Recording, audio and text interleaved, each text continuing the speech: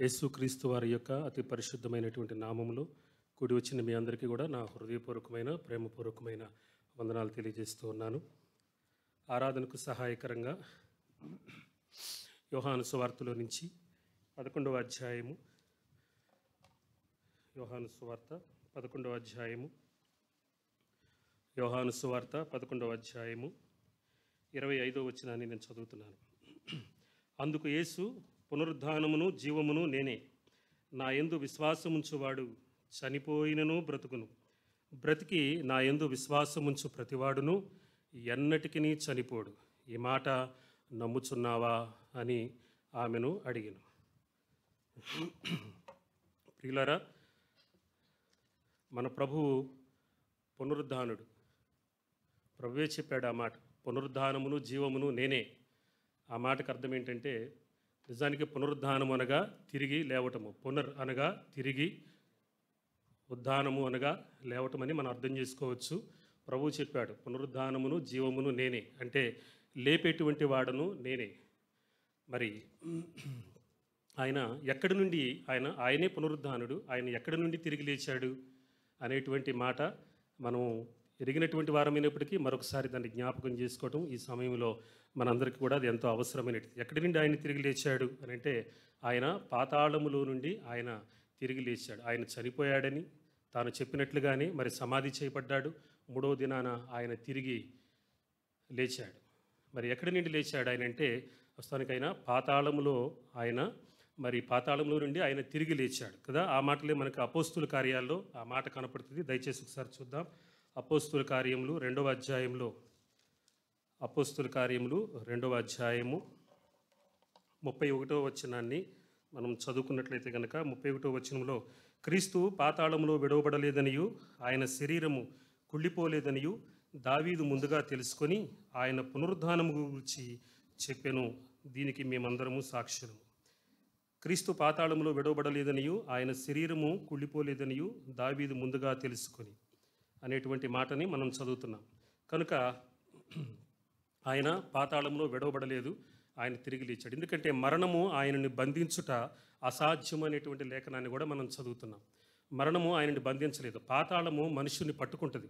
పాపము చేసిన ప్రతి వాడు కూడా, పాపము చేసినటువంటి వాడిని పాపము పట్టుకొను అనేటువంటి మాట ఒకటి చదువుతాం. అలాగనే మరి పాపము మనుషుని పాతాళంలో బంధి ఉంచుతుంది కదా. మరణము బంధించి ఉంచగలదు. ఎందుకంటే మరణపు ముళ్ళు ఏమిటంటే పాపమే. మరణానికి ఉన్నటువంటి బలం ఏంటంటే పాపమే. ఆ పాపము అనేటువంటిది మరి ఆజ్ఞ అతిక్రమమే పాపమని, పాపము మరి ధర్మశాస్త్రం వలనే పాపం అనేటువంటిది ఎట్టిదో మనకు తెలియబడును. అనగా దేవుని వాక్యం, ధర్మశాస్త్రం అనగా దేవుని వాక్యం అన్నటువంటి సంగతి మనం ఎరుగుదాము. కనుక దేవుని చెప్పినటువంటి వాటిని మనము గైకొననప్పుడు, దేవుడు చేయమన్నటువంటి వాటిని మనం చేయనప్పుడు మనము అపరాధం చేసినటువంటి వారమే. కనుక అటువంటి పరిస్థితిలో నుంచి దేవుడు, మరి అటువంటి పరిస్థితి మానవునికి కలిగినప్పుడు ఆ పాపం వలన వచ్చేటువంటి జీతము మరణమని, మరి మరణం అంటే కేవలం చనిపోవటం కాదు. మరణం అంటే అది మరి ఆ మరణము అనగా పాతాళము. ఆ పాతాళములో ప్రతి మనుష్యుడు కూడా పాతాళమునకు వెళ్ళవలసినటువంటి వాడే. అయితే ప్రియమైనటువంటి వారలారా, ఇక్కడ ఉన్నటువంటి మాటల్లో మరణము ఆయనని బంధించుట అసాధ్యము అని చదువుతున్నాం. మరణము ఆయన్ని బంధించుట అసాధ్యం. ఎందుకంటే ఆయన పాపము మరి లేనటువంటి వాడిగా ఈ భూమి మీద ఆయన జన్మించాడు. ఆయన పాపము లేనివాడుగా, పాపమును ఎరగనటువంటి వాడిగా ఆయన భూమి మీద బ్రతికాడని లేఖనాల్లో మనం చదువుతాం. ఎరగనివాడు, పాపమును ఎరగనటువంటి వాడు ఆయన. మనందరము పాపం అంటే ఏమిటో ఎరిగినటువంటి వారం. జన్మతహానే మనం పాపులము. అలాగే మన క్రియల చేత, నోటి మాటల చేత, మరి ఆలోచనల చేత, తలంపుల చేత మనము నిలువెల్లా పాపులమే. అయితే ఆయన పాపము లేనివాడు, పాపమును ఎరగనటువంటి వాడు కదా. మరియమ్మ గురించి రాయబడినటువంటి మాటలు, ఆమె నేను పురుషుని ఎరగని దాననే అని అంటుంది. అలాగనే లోతు కుమార్తెల విషయంలో కూడా, ఇదిగో పురుషుని ఎరగని 2 కుమార్తెలు నాకు కలరు అంటూ లోతు మాట్లాడు. కనుక ఎరగనితనము, ఆయన పాపమును ఎరగలేదు. ఆయన పాపమును, ఆయన నోట, అక్కడ పేతురు అంటాడు తన అధ్యాయంలో అంటాడు, ఆయన ఏ పాపమును చేయలేదు, ఆయన నోట ఏ కపటమును కనపడలేదు. 3.5 సంవత్సరాలు మన ప్రభువుతో సహవాసం చేసి ఆయనతో కలిసి ఉన్నటువంటి వారు, ఆయనతోనే ఉన్నారు 3.5 సంవత్సరాలు. చాలా డీపెస్ట్గా ప్రభువుతో కలిసి ఉన్నారు. మరి అంత అటువంటి పేతురు సాక్ష్యం ఇస్తున్నాడు. ఆయన నోట మాకు ఏ కపటమును కనపడలేదు అనేటువంటి మాటని పేతురు సాక్ష్యం ఇస్తున్నట్లుగా మనం చూడగలుగుతున్నాం. అలాగనే యోహాను కూడా తన పత్రికలో ప్రభువుని గురించి సాక్ష్యం ఇస్తూ అంటాడు, ఆది నుండి ఏది ఉన్నదో దేనిని మేము కనులారా చూచితమో, దేనిని మా చేతులు తడవి చూచెనో, దేనిని మేము మా కన్నులు చూచెనో దాని గురించి మేము నీకు సాక్ష్యం ఇచ్చుచున్నాము అంటూ మరి యేసు ప్రభు గురించి మరి యోహాను భక్తుడు ఇచ్చినటువంటి సాక్ష్యాన్ని కూడా మనం చూడగలుగుతున్నాం.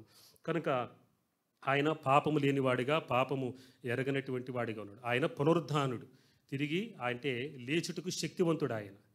ఆయన తిరిగి లేచుటకు శక్తివంతుడు కదా. యోహాను సువార్త 5వ అధ్యాయము 21వ వచనంలో కూడా ఒక మాట రాయబడి ఉంటుంది. మరి రాయబడినటువంటి మాట ఏంటనంటే, మరి ఆయన ఒకసారి చూద్దాం దయచేసి. 5వ అధ్యాయము యోహాను సువార్త 5వ అధ్యాయము 21వ వచనంలో రాయబడి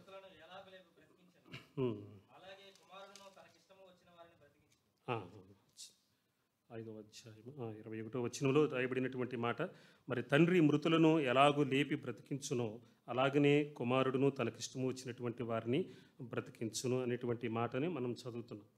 కనుక ప్రభువు పునరుద్ధానుడు, ఆయన తాను లేచుటకు శక్తివంతుడు. నా ప్రాణమును పెట్టుటకు నాకు అధికారం కలదు అని ప్రభువు చెప్పాడు. నా ప్రాణమును పెట్టుటకు నాకు అధికారం కలదు, తిరిగి దానిని తీసుకొనుటకును నాకు అధికారం కలదు అని ప్రభువు చెప్పాడు. కనుక ఆయన తనకు తానుగా ఈ భూమి మీదకి ఎందుకు ఈ లోకానికి వచ్చాడు ప్రభు అని అంటే, మనందరి యొక్క శాపము నుంచి మనల్ని విడిపించడానికి, మరి మన పాపం వలన మనం సంపాదించుకున్నటువంటి ఆస్తి ఏంటి అని అంటే నిత్య నరకాగ్నిగుండమే. ఆ భయంకరమైనటువంటి పాతాళం నుంచి మనల్ని తప్పించడానికి, విమోచించడానికి మరి దేవుడు ఆయన తండ్రితో కూడా సమానముగా ఉండుట విడిచిపెట్టకూడని భాగ్యమని ఎంచుకొనక దాసుని స్వరూపమును ధరించుకొని ఈ లోకమునకు తనను తాను రిక్తునిగా చేసుకుని ఈ లోకానికి ప్రభు వచ్చాడు. కారణము మన కోసమే. ఎవరి కోసమో అనేటి ఇది మన కోసమే. కనుక మనల్ని ఆ నరకము నుండి తప్పించడానికి యేసు ప్రభు ఈ లోకానికి వచ్చాడు. వచ్చి ఆయన ఆయన ఈ భూమి మీదకి వచ్చి జీవించి తనను తాను రిక్తునిగా చేసుకొని తన జననము ద్వారా, తన జీవితము ద్వారా, తన యొక్క మరి మరణము ద్వారా అన్ని విషయాల్లోనూ ప్రభు తనను తాను తగ్గించుకున్నటువంటి వాడై, మరి తాను చెప్పినట్లుగానే ఆయన మానవులందరి నిమిత్తము, మనందరి నిమిత్తము ఆయన చనిపోయాడు. ఆయన ఎవరి కోసం ఆయన చనిపోయాడు అనేటువంటి ఒక లిస్టును కనుక మనం తయారు చేయగలిగితే, ఎవరి కోసం చనిపోయాడంటే అక్కడ ఉన్న దాదాపు ఒక పేతురుతో ఒకవేళ ఆ పదం స్టార్ట్ అయితే పేతురు నుంచి ఆ లిస్టు పెరుగుతూ పెరుగుతూ పెరుగుతూ కొన్ని కోట్ల మందికి వచ్చింది. ఆ లిస్టులో ఇక్కడ కూర్చున్నటువంటి మన అందరి పేర్లు కూడా రాయబడ్డాయి కదా. మన అందరి కోసమే ఆయన చనిపోయాడు. మరి చనిపోయినటువంటి ఆయన పునరుద్ధానుడై తిరిగి లేచాడు. అంత మాత్రమే కాదు, మనల్ని కూడా పునరుద్ధానము చేయగలిగినటువంటి శక్తి కలిగినటువంటి వాడు. అంటే తిరిగి మనల్ని లేపుటకు ఆయనకు అధికారం ఉన్నది కదండి. తిరిగి లేపేది. ఉదాహరణకి అక్కడ చిన్న ఉదాహరణ మనకు కనపడుతుంది. లాజరు విషయంలో 4 దినాలైంది లాజరు చనిపోయి. ప్రభువుకి తెలుసు, ప్రభువా నీవు ప్రేమించువాడు రోగి అయి ఉన్నాడని వర్తమానం ప్రభువుకి వచ్చింది. అయితే ప్రభు అక్కడికి వచ్చిన తర్వాత లాజరు చనిపోయి 4 దినాలైందని తెలుసుకున్నాడు. అయినప్పటికీ కూడా ప్రభు అంటున్నాడు, లాజరుని లేపాలనుకున్నప్పుడు అతని అక్క అంటుంది, ప్రభువా ఇప్పటికి చనిపోయి నా తమ్ముడు చనిపోయి 4 దినాలయ్యింది కనుక ఆ రాయిని పక్కకు పొర్లించమని అడగవద్దు, ఎందుకంటే ఇప్పటికి వాసన కొడుతుంది కదా అని అతని అక్క చెప్పినప్పుడు, మార్త చెప్పినప్పుడు ప్రభు అంటున్నాడు కదా, మరి లాజరు బయటికి రమ్మని ప్రభు చెప్పగాని అప్పటికి చనిపోయి 4 దినములైనటువంటి లాజరు ప్రేత వస్త్రములతో కట్టబడినటువంటి వాడై వెలుపలికి నడుచుకుంటూ వచ్చినని మనం చదువుతున్నాం. అంటే ఆయన తిరిగి లేపుటకు అధికారం కలిగినటువంటి వాడన్న సంగతిని ఆయన అప్పుడే నిరూపించుకున్నాడు ఆయన. కనుక అప్పుడు మాత్రమే కాదు, అనేక సందర్భాల్లో కూడా ప్రభు లేపినట్లుగా చూస్తున్నాం. ఆ తర్వాత కూడా శిష్యులు కూడా ప్రభు యొక్క శక్తిని బట్టి, ఇచ్చిన అధికారాన్ని బట్టి చనిపోయినటువంటి వారిని వారు లేవనెత్తారు. అయితే మరి ఆయన మనల్ని కూడా లేపుటకు శక్తివంతుడు. ఆయన మనల్ని కూడా లేపుతాడు. ఆయన ఎలాగ మనము కూడా ఆయన పాపము లేనివాడు కాబట్టి తిరిగి లేచాడు అనుకుందాం. మరి మనము నిలువెల్లా పాపులమే కదండి. మన మాటలో అనేక సార్లు దోషములు దొర్లుతూ ఉండొచ్చు. మన మాటల్లో, మన యొక్క ఆలోచనలు, మన తలంపులు, మన ఊహలు, మన ఉద్దేశాలు వీటన్నిటిలోనూ కూడా తరచి చూడగా హృదయము గ్రహించలేనటువంటి పాపము కొన్నిసార్లు సాగుతూ ఉన్నటువంటి పరిస్థితులు కొన్ని హృదయాల్లో కనపడతాయి. అయితే అటువంటి పాపులు కదా ఎందుకంటే మానవుని యొక్క ఊహలలోని తలంపులు ఎల్లప్పుడూ కేవలము చెడ్డవని యెహోవా చూచి తాను నరులను చేసినందుకు సంతాపపడిను అని మనం ఆది కాండంలో చదువుతాం. కనుక జీవితకాలం అంతా మనలో మరి వెరితనం ఉంటుందని ప్రసంగి గ్రంథంలో సొలొమోను భక్తుడు రాసినట్లుగా మనం చూస్తున్నాం. కనుక మనం పాపులమే, సందేహమేమీ లేదు. అయితే అదే అందుకని ఎఫ్ఎస్సి పత్రికలో అంటాడు కదా, మనము మన అపరాధముల చేతను పాపముల చేతను చచ్చిన వారం. అటువంటి చచ్చినటువంటి స్థితిలో ఉన్నటువంటి మనలను దేవుడు తీసుకొచ్చి ఏం చేశాడంటే ఆయన క్రీస్తుతో కూడా మనల్ని బ్రతికించాడు అని చదువుతున్నాం. ఇది ఎంత గొప్ప భాగ్యము. లోకంలో ఎంతోమంది చనిపోతారు, కానీ ఒక్కరు అందులో మన బంధువులు ఉన్నారు, మన రక్త సంబంధికులు ఉన్నారు. కానీ ఎవరు తిరిగి నేను లేచి వచ్చానని చెప్పినటువంటి వారు మనలో ఎవ్వరూ లేరు కదా. మనకు తిరిగినటువంటి వారు ఎవరు లేరు. భూమి పుట్టినప్పటి నుంచి అటువంటి పరిస్థితి కలగలేదు. అయితే అట్టి పరిస్థితిలో ఉన్నటువంటి మనలను ప్రభు రక్షించాడు కదా. మన అపరాధముల చేత పాపముల చేతను మనం చచ్చిన వారమై ఉన్నప్పుడు ఆయన క్రీస్తుతో కూడా మనల్ని లేవనెత్తునని చదువుతున్నాం. అంత మాత్రమే కదా, మరొక మంచి మాట నాకు చదువుతుండగా ఇక్కడ ఎఫ్ఎస్సి పత్రికలోనే 2వ అధ్యాయంలో, ఎఫ్ఎస్సి పత్రిక 2వ అధ్యాయంలో ఒక మాట, 2వ అధ్యాయము 7వ వచనంలో ఒక మాట, 2వ అధ్యాయము 7వ వచనం, క్రీస్తు యేసునందు మనలను ఆయనతో కూడా లేపి పరలోకమందు ఆయనతో కూడా కూర్చుండబెట్టెను. ఎంత గొప్ప భాగ్యమండి ఇది. పరలోకమందు ప్రభు కూర్చుంటాడు, సింహాసనం మీద ఆసీనుడై ఉంటాడు, ధవళ సింహాసనం మీద ప్రభు ఆసీనుడై ఉంటాడు. మనము ఆయన దగ్గరికి వెళ్ళిన తర్వాత మనల్ని కూడా ఏం చేస్తాడంటే, ఒకవేళ నేను అనుకుంటాను అలా చేతులతో మన చిన్నపిల్లల్ని ఎత్తి మన తొడ మీద కూర్చోబెట్టుకున్నట్టుగా ప్రభు కూడా ఆయన సింహాసనం మీద ఆయన యందు విశ్వాసం ఉంచినటువంటి మనలను ఆయన తనతో పాటు ఆయన కూర్చోబెట్టుకుంటాడు అనమాట. ఇదంతా గొప్ప భాగ్యము. అందుకంటాడు, కడవరి కాలమందు బయలుపరచబడుటకు సిద్ధముగా ఉన్న రక్షణ మీకు కలుగునట్లు అంటాడు. మనము ఎంత గొప్ప రక్షణ పొందామో ఇప్పుడు మనకి అర్థం కావటం లేదు, దాన్ని గ్రహించటం కష్టం. ఎందుకంటే దేవుడు తాను ప్రేమించు వారి కొరకు ఏవేవి సిద్ధపరిచినో అవి కంటికి కనపడలేదు, చెవికి వినపడలేదు, మనుష్య హృదయమునకు అవి గోచరము కాలేదు. అంటే అవి అర్థం కానటువంటి స్థితి మనది. ఎందుకంటే ఆయన జ్ఞానము అపారమైనటువంటిది. ఆయన ఒక శిఖరము వంటి జ్ఞానమైతే మనము ఆయన ముందు మనకున్న జ్ఞానము ఒక ఇసుక రేణువంత. కనుక ఇంత చిన్న జ్ఞానముతో అంత దేవునిని మనము అర్థం చేసుకోవడం కష్టం. ఆయన మన కొరకు దాచి ఉంచినటువంటి ఆ మేలులు ఎంతో మహోన్నతమైనటువంటి మహోత్కృష్టమైనటువంటి ఇటువంటి ఆధిక్యతను దేవుడు మనకు కలగజేశాడు. కాబట్టి ఆయన తండ్రి తనకిష్టమైన వారిని బ్రతికించున్నట్లుగా కుమారుడును తనకిష్టమైనటువంటి వారిని బ్రతికించుననేటువంటి మాటను యోహాను సువార్తలో మనం చదివాం 5వ అధ్యాయం 21వ వచనంలో. నిజమే, ఆది కాండము నుంచి మరి మలాకీ వరకు పాత నిబంధన క్రింద ఉన్నటువంటి భక్తులందరినీ తండ్రి అయినటువంటి దేవుడు లేపిన తర్వాత నేను అనుకుంటాను, కుమారుడా ఇప్పుడు నీ వంతు నీకు ఇష్టమైన వారిని నువ్వు బ్రతికించుకో అని చెప్పినప్పుడు ఆయన యందు విశ్వాసం ఉంచినటువంటి మనందరినీ కూడా ఆయన బ్రతికిస్తారు. తనకిష్టమైన వారిని ఆయన బ్రతికించును. తన యొద్దకు వచ్చినటువంటి వారిని అనట్లేదు, కానీ తనకిష్టమైనటువంటి, అంటే ఆయన ఇష్టాన్ని ఈ భూమి మీద ఉండగా నెరవేర్చినటువంటి వారందరినీ కూడా ఆయన తిరిగి లేవనెత్తుతాడు. మనల్ని అందరినీ కూడా ఆయన ఇష్టపడ్డాడు. అందుకనే మనం ఇక్కడికి వచ్చి కూర్చున్నాం కదండి. ఆయన కొండెక్కి కూర్చుండగా ఆయన శిష్యులు ఆయన యొద్దకు వచ్చిరి అని మత్తయి సువార్తలో చదువుతాం. అదే మాట మార్కు సువార్తలో ఒక మాట, ఆయన కొండ ఎక్కి కూర్చుండి తనకిష్టమైన వారిని తన యొద్దకు పిలువగా వారు ఆయన యొద్దకు వచ్చిరి అని చదువుతాం. కనుక ఈరోజు మనం ఈ సమయానికి ఇక్కడికి వచ్చామనంటే దేవుని చేత, ప్రభు చేత మనము ప్రేమించబడినటువంటి వారం. కనుక ప్రేమించబడినటువంటి మనము ఆయన ప్రేమకు మనము పాత్రులుగా జీవించటానికి తండ్రి చెప్పిన ప్రకారము ఆయన మాటలు అనుసరించి నేను బ్రతికినట్లుగానే మీరు నా మాటలు మీరు అనుసరించిన ఎడల మీరును మరి నా ప్రేమ యందు నిలిచి ఉందురు అని ప్రభువు చెప్పాడు. కాబట్టి ఇంత గొప్ప ఆధిక్యతను ప్రభు మనకు కలగజేశాడు. కనుక మనల్ని నరకము నుండి తప్పించటమే అన్నిటికల్లా ఉపకారంలో కల్లా మహోపకారం ఏంటంటే ఆయన మనకి నరకము నుంచి తప్పించాడు.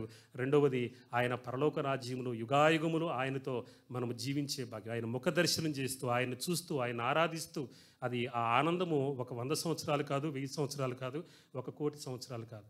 అంటే ఏ మనుష్యుడు కూడా దాని సంఖ్యను వేయలేడు. ఇక ఆ రాజ్యమునకు ఎన్నడూ అంతము కాదు అని వాక్యమును మనం చదువుతాం. కనుక అట్టి పరలోక రాజ్యాన్ని దేవుడు మనకి ఇవ్వటానికి ఇష్టపడ్డాడు. మనల్ని ఆయన ఆల్రెడీ మనల్ని సెలెక్ట్ చేసుకున్నాడు ఆయన.